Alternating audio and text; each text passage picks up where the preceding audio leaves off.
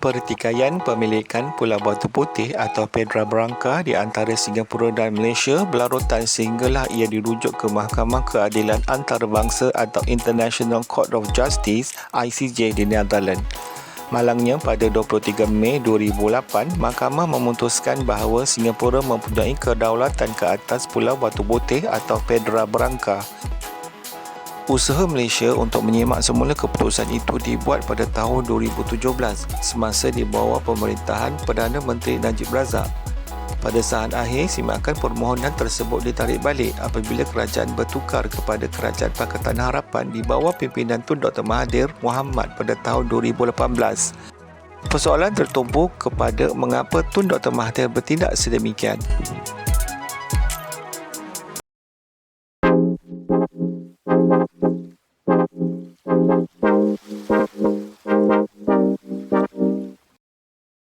Nama Pulau Batu Putih berasal daripada bahasa Portugis iaitu Pedra Branca yang bermaksud batu putih.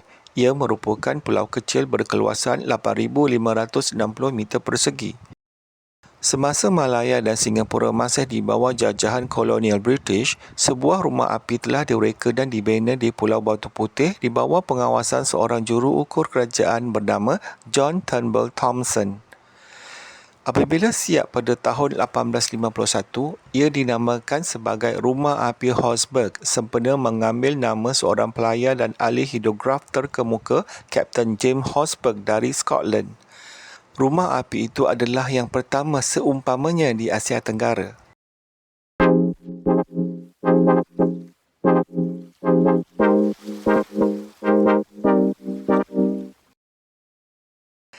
Malaya mendapat kemerdekaan daripada British pada tahun 1957.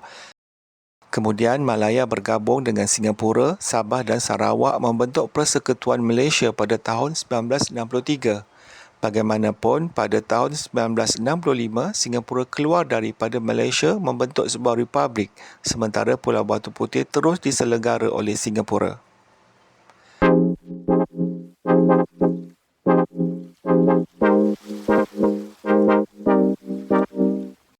Pertikaian bermula apabila Malaysia menerbitkan peta yang memasukkan pulau itu dalam wilayahnya pada tahun 1979. Malaysia mendakwa pulau itu asalnya adalah milik Kesultanan Johor.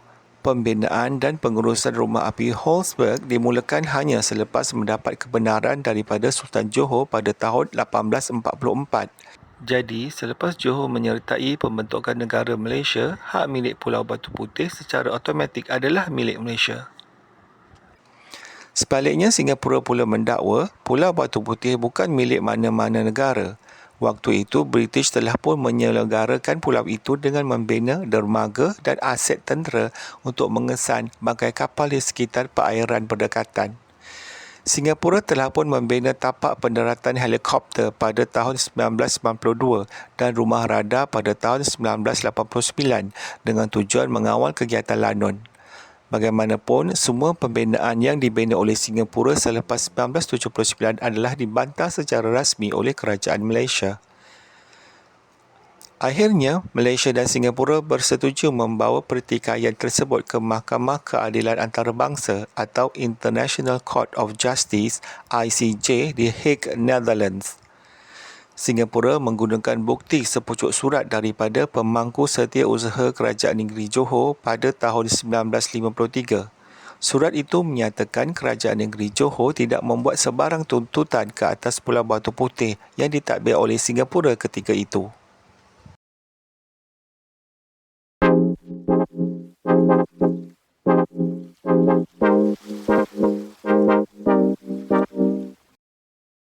Maka pada 23 Mei 2008, Mahkamah memutuskan Singapura mempunyai kedaulatan ke atas Pulau Batu Putih atau Petra Branca, manakala Batuan Tengah atau Middle Rocks adalah milik Malaysia.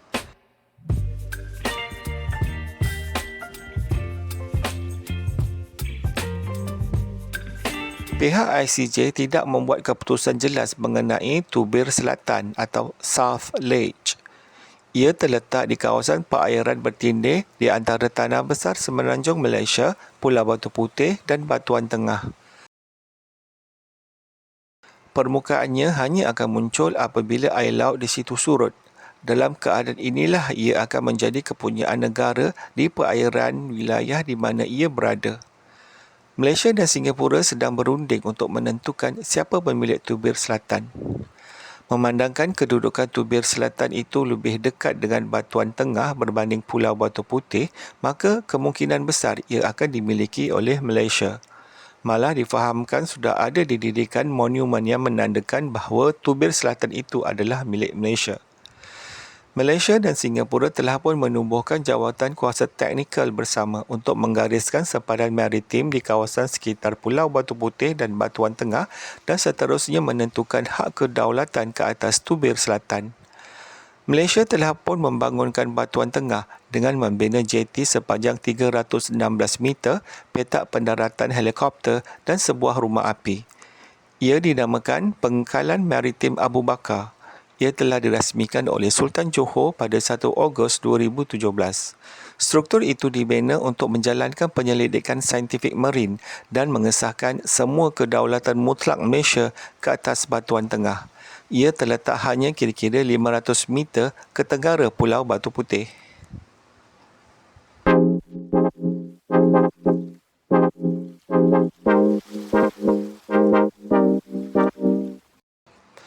Pada 2 Februari 2017, Kerajaan Malaysia di bawah pimpinan Najib Abdul Razak telah memohon semakan keputusan mahkamah tersebut berdasarkan bukti baru yang diperolehi.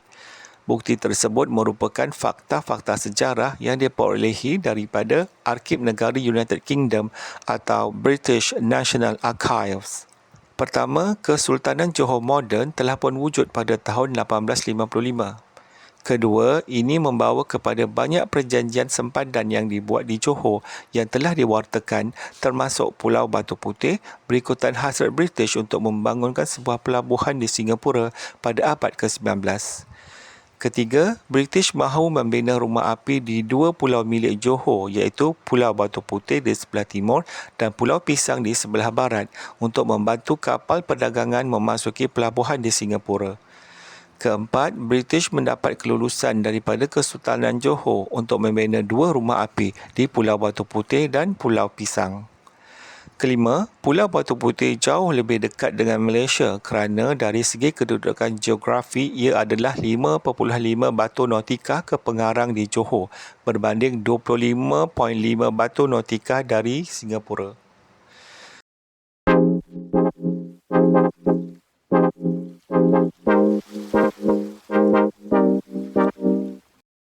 Malangnya pada saat akhir, simakan permohonan tersebut ditarik balik apabila kerajaan bertukar kepada Kerajaan Pakatan Harapan di bawah pimpinan Tun Dr. Mahathir Mohamad pada tahun 2018.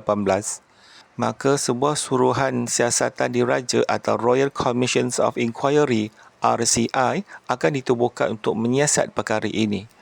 Persoalan tertumpu kepada mengapa Tun Dr. Mahathir bertindak sedemikian. Adakah terdapat unsur-unsur kelalaian oleh pihak kerajaan Mahathir pada ketika itu? Terdapat dua kemungkinan kecuaian yang berlaku. Pertama, jika keputusan menarik balik permohonan semakan dibuat oleh Perdana Menteri bersama Kabinet, maka Perdana Menteri dan seluruh Kabinet telah cuai di bawah prinsip tanggungjawab kolektif.